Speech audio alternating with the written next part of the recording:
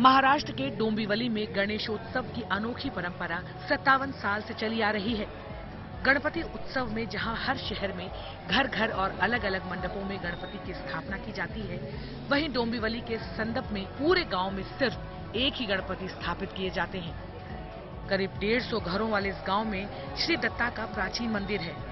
हर साल इसी मंदिर में गणेश चतुर्थी के दिन गणेश जी की मूर्ति स्थापित की जाती है। बप्पा आगमन की तैयारी पूरे गांव के युवा एकजुट होकर करते हैं। यहाँ इको फ्रेंडली बप्पा विराजमान होते हैं। इसके अलावा गांव के किसी और घर या पंडाल में गणपति स्थापना नहीं की जाती है। पूरा गांव वहीं आकर गणपति की पूजा अर्चना करता है। 10 दिनों की अवधि के दौरान गांव में आरती, हरि पाठ और भजन कीर्तन कार्यक्रमों का आयोजन होता है। बप्पा के आगमन के दिन भंडारे और महाप्रसाद का आयोजन किया जाता है। सामाजिक एकता का संदेश देने वाली ये परंपरा इस गांव में पिछले 57 साल से चली आ रही है।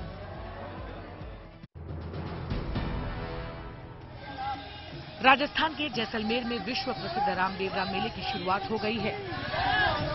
मेले के दौरान बाबा रामदेव के समाधि स्थल पर दर्शन के लिए देश के कोने कोने से श्रद्धालु उमड़ रहे हैं।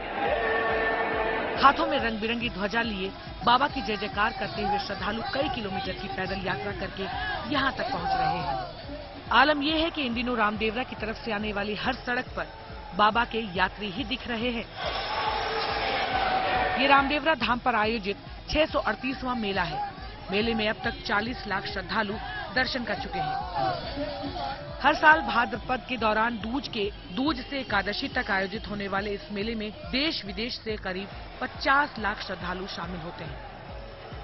लेकिन कोरोना के कारण जैसलमेर जिला प्रशासन ने लगातार 2 साल तक मेले के आयोजन पर रोक लगा रखी थी। ऐसे में इस बार 2 वर्षों बाद आयोजित हो रहे इस मेले में श्रद्धालुओं में कुछ ज्यादा ही उमंग और उल्लास नजर आ रहा है।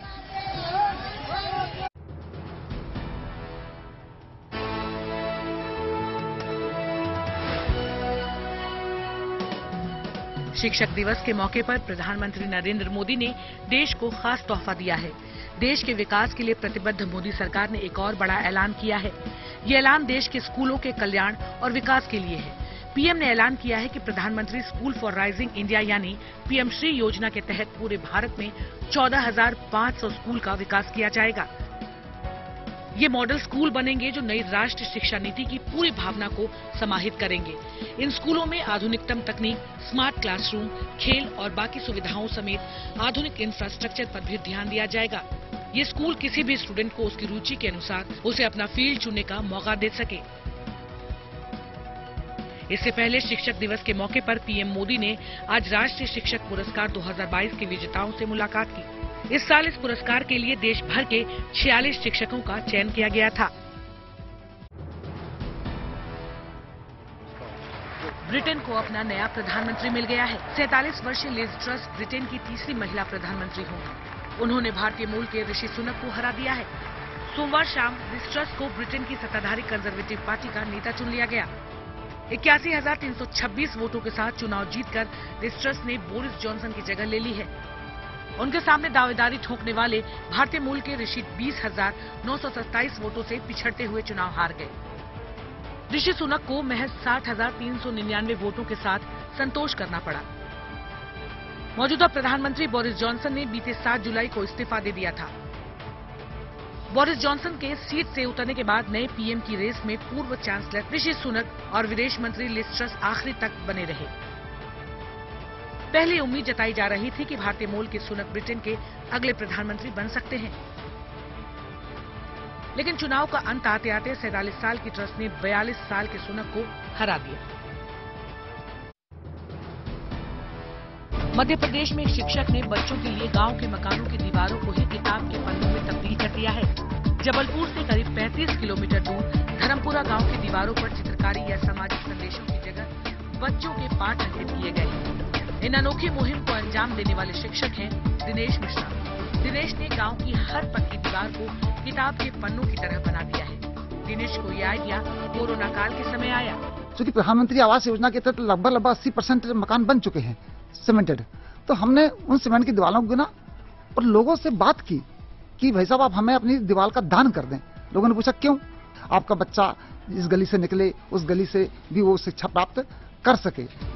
दिनेश ने धर्मपुरा गांव के 55 दीवारों पर कक्षा 1 से लेकर कक्षा 5 तक के बच्चों को पढ़ाए जाने वाले विषयों को दीवारों पर लिखवा दिया है, जिससे बच्चे इन विषयों को आते जाते देखकर याद रख सकें। दिनेश की इस मुहिम को गांव वाले भी पूरा समर्थन दे रहे हैं और दीवारों को पेंट करने में दिनेश का सहयोग कर रहे हैं।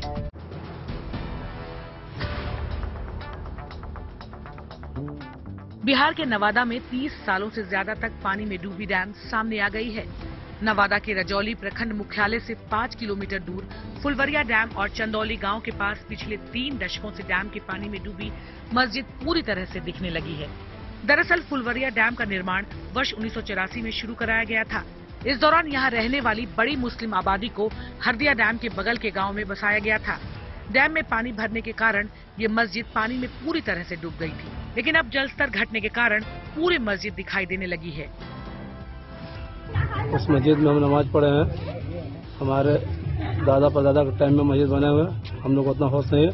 सरकार वहाँ से उजाड़ दिया हम लोग 84 में, वहाँ से उजाड़ कर हम लोग हरदिया में आए। स्थानीय लोगों के मुताबिक ये मस्जिद 120 साल पुराना है और वर्षों तक पानी में डूबे रहने के बावजूद इसके स्वरूप पर ज्यादा असर नहीं पड़ा है। वोस्तुक 2022 सैन्य अभ्यास में हिंदुस्तानी सैनिकों का शौर्य और पराक्रम। ये युद्धाभ्यास सैनिक ताकत की नुमाइश नहीं बल्कि सामरिक तौर पर खुद को तैयार रखने की कवायद है।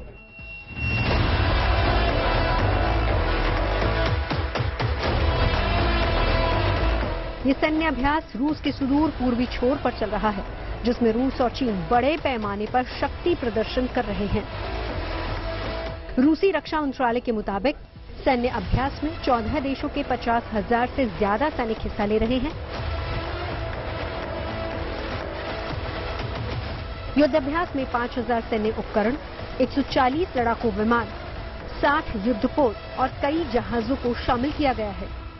यह अभ्यास ईस्टर्न मिलिट्री डिस्ट्रिक्ट के 7 प्रशिक्षण मैदानों पर ओखोत्सक सागर में और जापान सागर के समुद्री और तटीय क्षेत्रों में किया जा रहा है। हालांकि रूस और चीन के इस शक्ति प्रदर्शन से पश्चिमी देश चिंतित हैं। बेंगलुरु की जिन सड़कों पर आम दिनों में गाड़ियां फर्राटा भरती नजर आती थी, उन सड़कों पर कार, बस, बाइक और ट्रक का चलना मुश्किल हो गया है। जगह जगह जाम और जाम से जूझते लोग। शहर के कुछ इलाकों में तो लोग घुटनों तक पानी से होकर गुजरने को मजबूर नजर आए। एक हफ्ते में दूसरी बार बेंगलुरु में ऐसी स्थिति बनी है, जिसकी वजह से लोगों के सब्र का बांध टूट गया और उन्होंने सरकार से लेकर स्थानीय प्रशासन तक को निशाने पर ले लिया। शहर के निचले इलाकों में जो हालात नजर आ रहे हैं, कमोबेश वही हालात वीआईपी इलाकों में भी नजर आए। इन हालातों को देखते हुए लोगों को बचाने के लिए एनडीआरएफ की टीमों को मोर्चे पर लगाना पड़ा, जिन्होंने नावों की मदद से लोगों को सुरक्षित जगहों पर पहुंचाया। इस बारिश ने आईटी कंपनियों की भी अच्छी खासी चपत लगाई। बताया जा रहा है कि अकेले 30 अगस्त की बारिश की वजह से कर्मचारियों के लेट पहुंचने से आईटी कंपनियों को करीब 225 करोड़ रुपए का नुकसान हो गया, जिसे लेकर अब आईटी कंपनियों ने सीएम बसवराव मुंबई से मदद की गुहार लगाई है।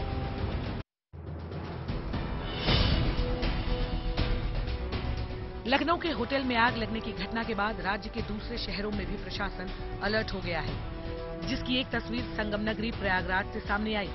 वहां डीएम के निर्देश पर दमकल विभाग की ओर से विशेष अभियान चलाया गया, जिसके तहत शहर के होटलों, लॉज और अस्पतालों में आग से निपटने के इंतजाम की जांच की गई। इस काम के लिए डीएम के निर्देश पर दमकल विभाग की 4 टीमें बनाई गई। आज लखनऊ में लेवाना होटल में जो अग्निकांड हुआ, उसको देखते हुए माननीय मुख्यमंत्री जी के आदेशानुसार एवं वरिष्ठ पुलिस अधिकारियों के आदेशानुसार जो है जनपद में होटलों की जांच कराई जा रही है। हमने जनपद प्रयागराज में 4 टीमों का गठन किया है। सुबह से जो हमारी टीमें जांच कर रही हैं, अब तक 12 होटलों की जांच की जा चुकी है। जिलाधिकारी महोदय के निर्देशन में जो है कल से जो है ये अभियान और तगड़ा रहेगा। बताया जा रहा है कि अगले 1 हफ्ते तक फायर डिपार्टमेंट की ओर से शहर के होटलों, अस्पतालों और हाई राइज बिल्डिंग में ये अभियान चलाया जाएगा, ताकि लखनऊ जैसी घटना को होने से रोका जा सके।